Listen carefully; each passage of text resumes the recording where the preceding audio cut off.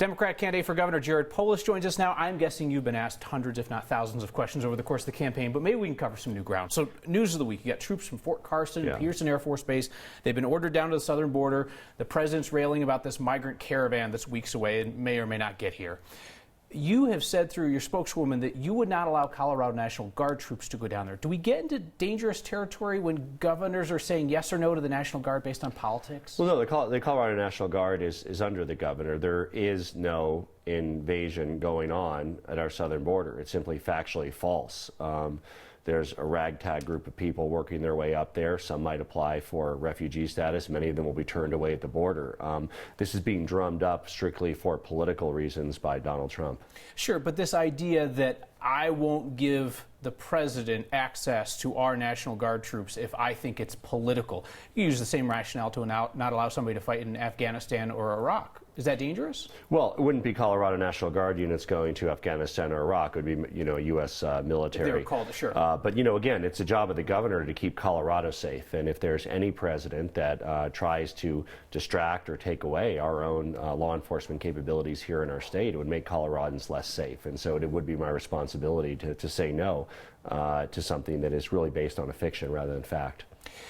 We've also been talking this week about the rise in anti-Semitic reported incidents, both in Colorado and around the country. If elected, you would be Colorado's first Jewish governor. I was struck by two things that I saw this week from prominent supporters of yours, suggesting that your Republican opponent, Walker Stapleton, is anti-Semitic and a white supremacist.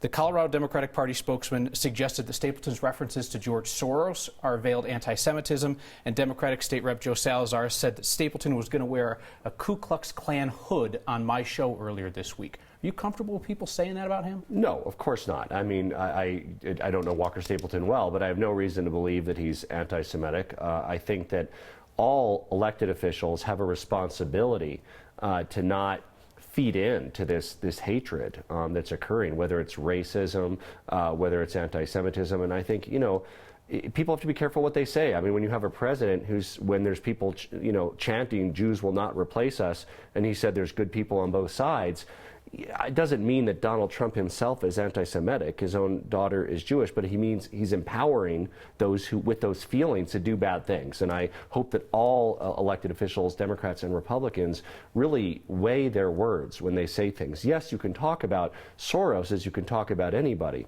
but if you look up, when George Soros has done amazing things in Eastern European at civil development and everything. But if you look it up, there's a lot of anti-Semitic screeds against them too. So you just have to be careful in the words you use. To be super clear, though, you do not believe what your supporters are saying about Walker Stapleton, that he's anti-Semitic or a white supremacist. I have no reason to believe at all that he's anti-Semitic or a white supremacist. Again, I think that elected officials have to be careful not to empower what is worst in people. What I always aspire to do as a congressman, as a governor, is to inspire what's best in people and what brings people together. I asked Mr. Stapleton this. I'll ask you as well. What is the number one thing that voters ask you about but reporters never ask you about? It's an interesting one, Kyle. I would say climate change and environment are a lot more on the minds of people that I meet, and I've had over 300 meet and greets in all parts of the state. When it comes up in the context of being asked in a debate, it's often more about what is your plan, what is your renewable energy plan, which I talk about. But really, people are concerned by air quality, by the brown cloud in Denver, which is partially the traffic that feeds into it, and just by the way that climate change is affecting people's livelihoods. I mean, ag and ski industry, two really big industries in our state, are directly affected. You've acknowledged that a number of your big plans are going to need revenue, so tax money.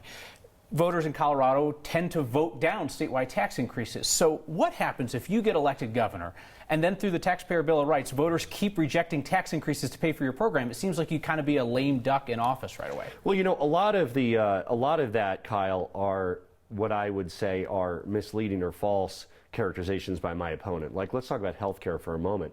The last thing we should do is spend more on health care. We spend way too much on health care. In fact, twice the percentage of America's GDP as any other country. We need to spend less, not more. None of our solutions or policies would involve throwing money at health care. In fact, the opposite, we want to spend less. Other areas, I do want to spend more. Education is an example. If you really care about paying teachers better, reducing class size, yes, there's resources. And what I talk about is it'll be our priority from the general fund. With existing existing money we have, we can get to full-day kindergarten.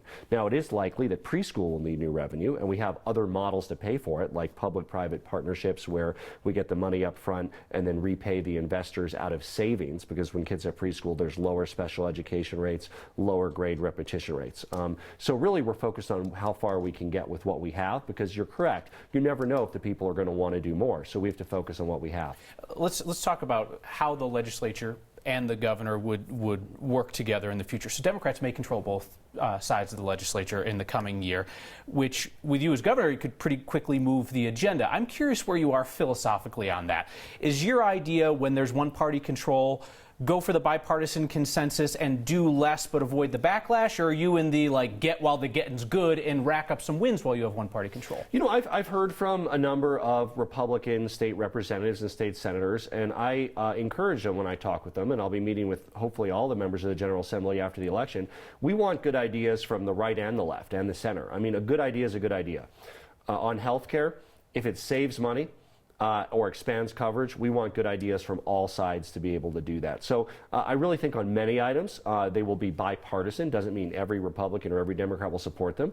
But you know what? Part of this decision will also lie with the Republican representatives. Will they say, we're here to block this agenda of the governor that just got elected, or will they be willing to work without compromising their values to help us achieve common goals? I asked you about this in a debate, and we never got to a specific. Do you see scenarios, though, where a Democratic House and Senate would go for a big-ticket item or something that's been high on their agenda, and you'd say, you know what, too fast, not interested?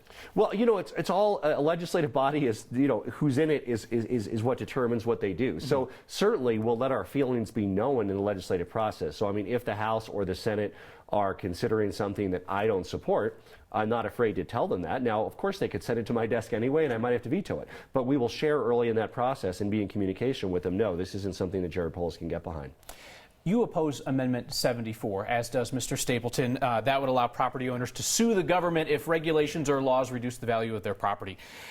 Do you see 74, as some critics do, that it's the oil and gas nuclear option should Proposition 112 severely restrict drilling, and that basically this is kind of, you know, this is a hidden time bomb waiting to go off? I see 74 as the most dangerous item on the ballot. And there's some other items I support, some I oppose, and many that I haven't taken a public position on. But 74 is the most dangerous for two reasons. One, it's a constitutional amendment. So unlike some of the others which are statutory, which the legislature and governor can fix, this one is stuck. And it would cause huge liabilities. It's not limited to oil and gas, Kyle. I mean, this would undo zoning. It would mean in residential neighborhoods, if you deny a permit for a hog farm or a skyscraper or a factory, those people could sue the town and the homeowners for complete compensation for that. So it would really undo our quality of life. And frankly, it'll be a big problem if it passes. And I would hope that your viewers vote no on 74. On Proposition 112, which would increase setbacks to 2,500 feet for oil and gas drilling, you've said that you oppose it. You have supported in the past a more limited setback. Does that mean that if Coloradans choose 112, if they vote yes, you and the legislature would work to ratchet it back? No, I honor the voice of the people, and I think that if the people were to pass 112, while I personally don't support it, as governor, it would be very important to honor the will of the people. As you looked at your ballot as a voter, was there a race or an issue that you really struggled with, that you were really conflicted with? You know, that's interesting. There were a few. There was the redefinition of hemp, which was a little bit confusing, and there was also some of the local items on my ballot.